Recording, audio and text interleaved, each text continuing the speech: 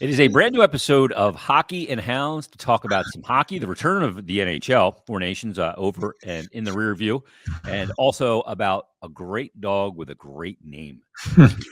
I always love the origin of the names. And joining us, as always, is Flyers head coach John Twitterall. Torts, how are you? Good, Jason. How are you feeling? I'm hanging in there, ready to get after it. Yeah. You're back from Four Nations. Good to have that kind of break in the season for you, even though you were still working, you're coaching in a different role, but not the same thing every day. It's not lather, rinse, repeat. No. It was fantastic. I thought the league did a great job with it. What it does, it just reasserts the great athletes we have in our game. I know there was some chatter out there, which was just stupidity. Is it going to be competitive? It's a break, and you knew the drop of the puck how these guys are going to react, and playing for your country.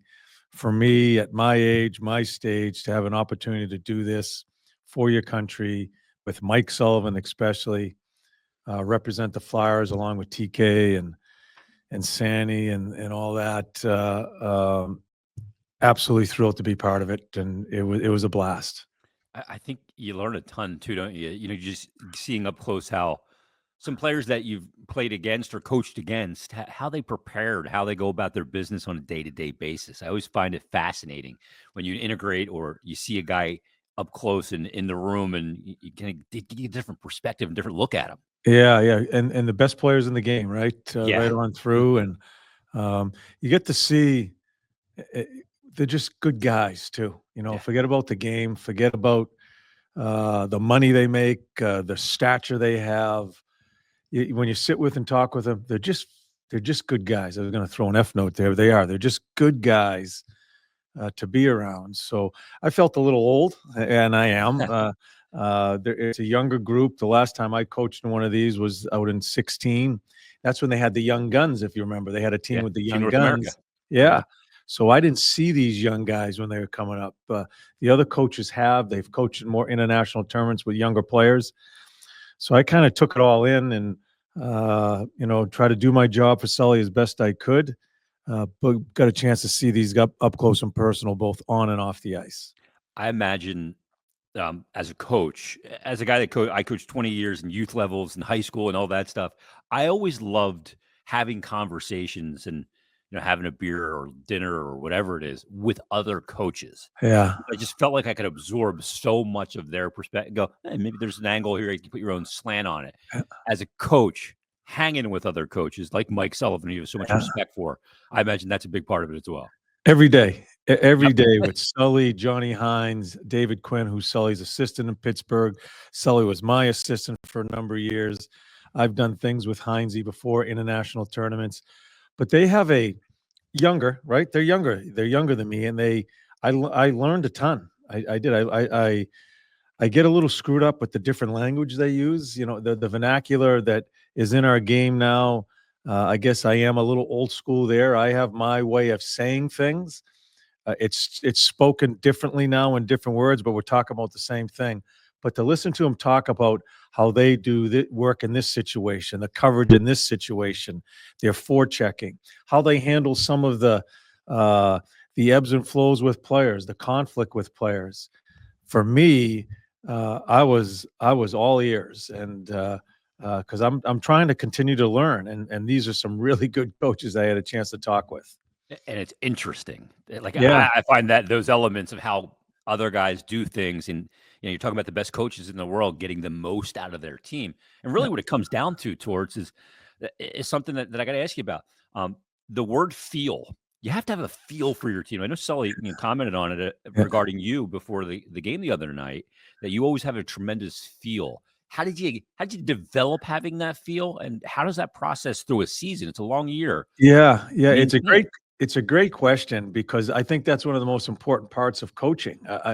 I think we can all go up on a board and draw X's and O's and this, that, the other thing. But when you're on the bench and you're watching your team play and you're playing against another team and seeing what they're doing, who's going on your bench, your matchup you want against a certain group on the opposition, I think that's unteachable. That is a feel. That's your stomach.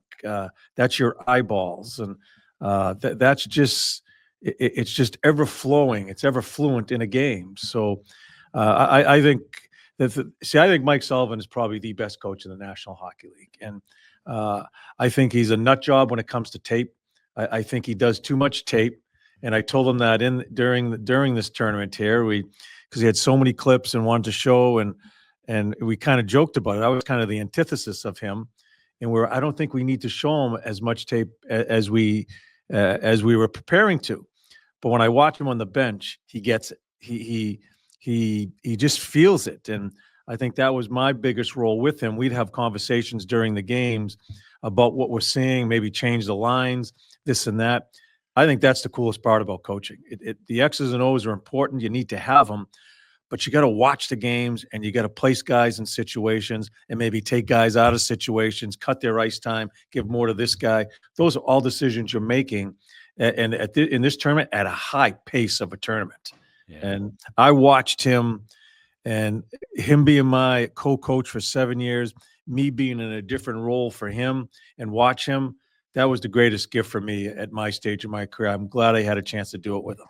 Yeah, that's tremendous, and it kind of comes full circle. And at Four Nations, but having that feel also is, in preparing your team for games or returns to action. Sometimes it's important just to empower your team, almost step back as the coach, and not demand and go. You're kind of throwing it right in their court and saying, "You guys are pros, go do it." Yeah, especially in a short tournament, you can't do some of the things you do as a coach to motivate them, to hold them accountable in an 82-game season you have with your own team. These are the greatest players in the world. It's their game, and it's they're showing what they are in this type of tournament, and we need to get out of the way. And Sully gets that, and how he prepared the team, I thought, was terrific. He allowed them to play, made corrections certain times here and there, but I think that was a really important aspect of his coaching as a veteran coach in this league. Now, 2 Stanley Cups in his back pocket, with some great players on that team in Pitt, knowing when to step in and when not. And I watched him closely. I learned some things on how he does things. I learned some things how he handles his meetings, and same thing watching Johnny Hines and David Quinn, 2 up-and-coming young coaches. For me to be around the players, put my input when I was asked, but to watch it and from a whole different view, because I really didn't know what to do as an assistant coach. I'd been assistant coach in so long, I felt lost at sea. Yeah, I was. I felt I wasn't sure where to step in, what to do. So I took a back seat, and I wanted to watch. And when Sully asked a question or the other guys asked questions, I tried to give him my thoughts. So it was a freaking blast. And awesome. It was long. Yeah. We got on the wrong end of it. I still think we're the better team in that tournament in the third period and the overtime. I thought Bennington stood on his head in the overtime, and the best player in the game probably scores the winning goal for Canada. You see the best player again on Saturday night in the return to play as he comes to Philadelphia, Connor McDavid. Boy, did Noah Cates' line shut that line down. McDavid was a -3. Maybe he's a little tired coming off the tournament. The emotion drops for sure. That's human. But then Katie and that line come back on Tuesday night against Pittsburgh, and the line combines for a total of 10 points. Cates with 2 goals, Forster with a 3-point night, Brink with a 4-point night. What have you liked about your team and their return to play?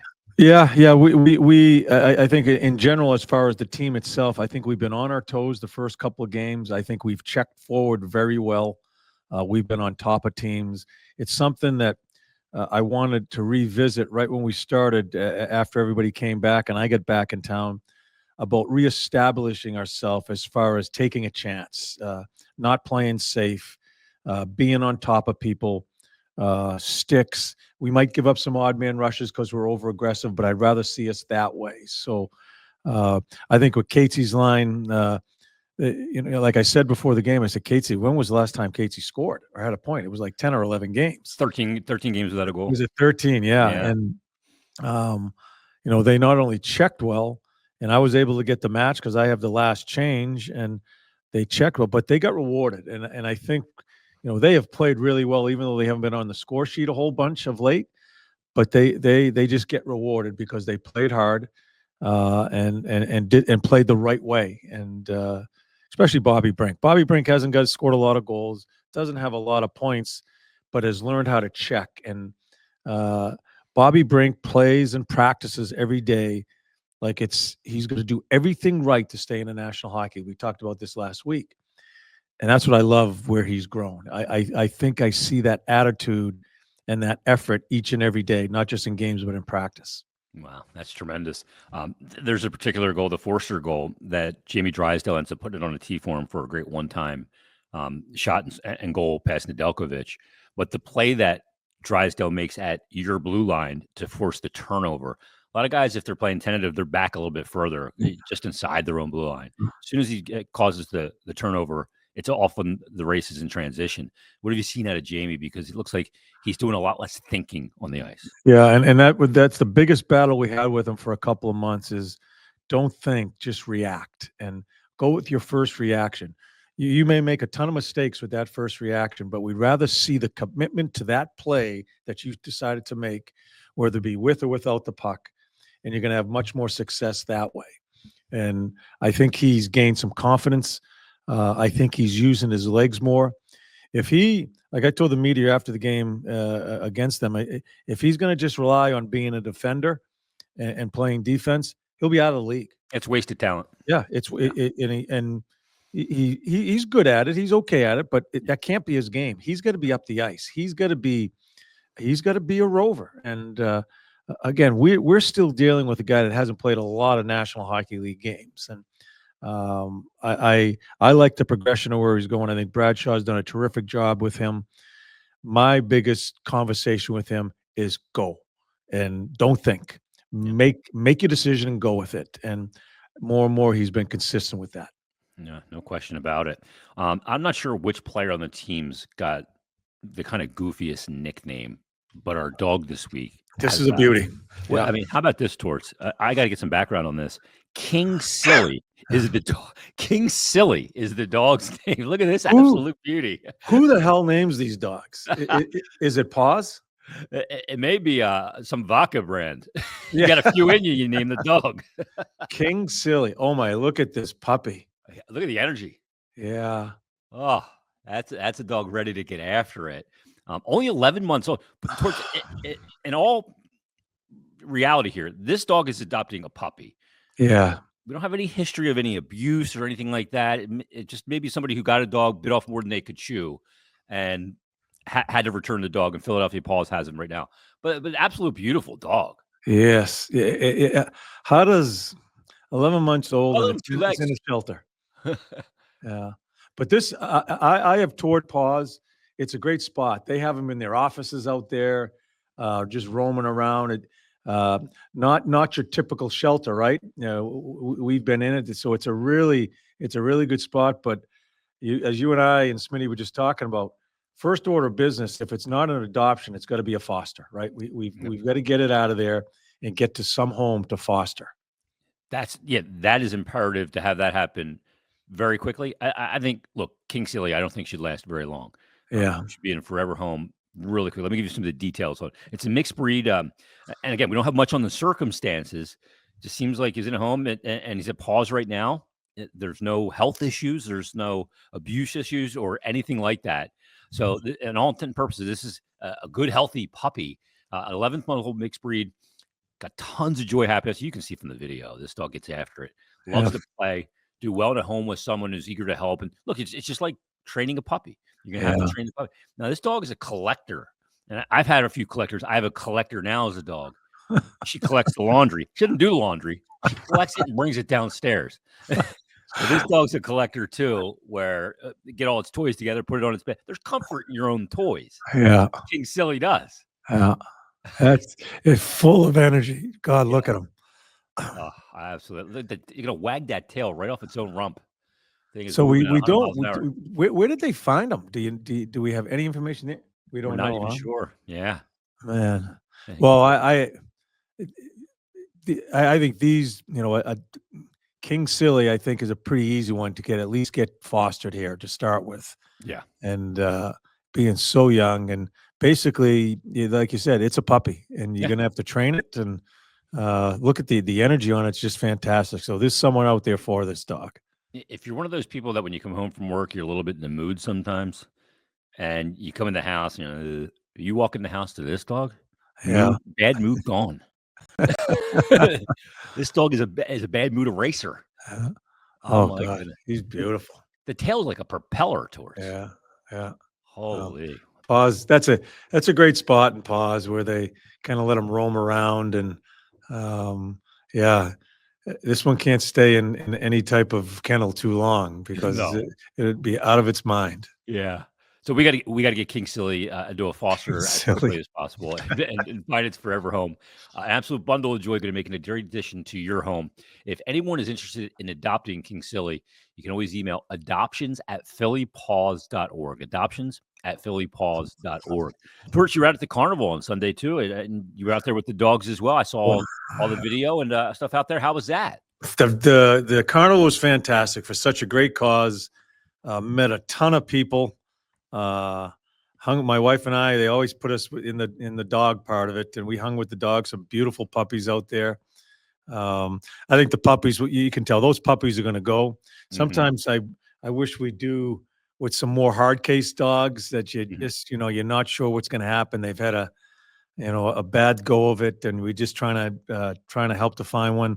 Puppies usually go pretty quickly, but we had a blast, and the people, the organization here that puts that on, they stayed over. A lot of people stayed overnight to get that prepared. Ton of fans out there. Met a bunch of them. Players had a blast. So hopefully they raised a ton of money for such a great cause. It's fantastic. And the carnival always a great thing every year. It's the first one I think I've missed in 18 or 19 years. Just couldn't risk going down and maybe getting sick or something like that with my immune system compromised. But I said I was going to come back next year, and I'd retired from putting the pads on and getting gold down there. I said, next year, I'll put them back on. Yeah, there you go. People will get their shot. But look, there's no gimmies. You got to earn it. So we're going to get after it next year. So the great stuff at the carnival. Paws also is running a free pet food pantry for community members who are in need of support, and they serve between 30 to 50 families a month who can serve up to 130 families at larger events, which means they always need help with their pantry to keep it stocked. Now, if you're able to donate sealed dog or cat dry food or litter, they can always use it. The easiest way to donate is through the Amazon or the Chewy wish list, which are available on the Paws website at phillypaws.org/wish list. Check out that information there, and all the Hockey and Hounds information on the Hockey and Hounds homepage at philadelphiaflyers.com. You can't adopt. You can't adopt. I didn't mean to interrupt you. You can't adopt. You can donate, right? There's a perfect situation right there. So there's always different ways to help in this cause. And go visit the shelters too. Take the dogs for a walk, get down there and just hang out with them. That's always a good way to do things too. Yes. And Saturday afternoon, take your kids and show them a little bit of that side of it as well. They'll have a different appreciation for animals and neglected animals. Yes. Yes. The weather's getting nicer too. Yep. Torts, have a great week. We'll talk next week, and we'll get after it once again. You take care of yourself. I hope the treatments keep on coming along great and you keep on pushing. Thanks. All right, bud. Be well.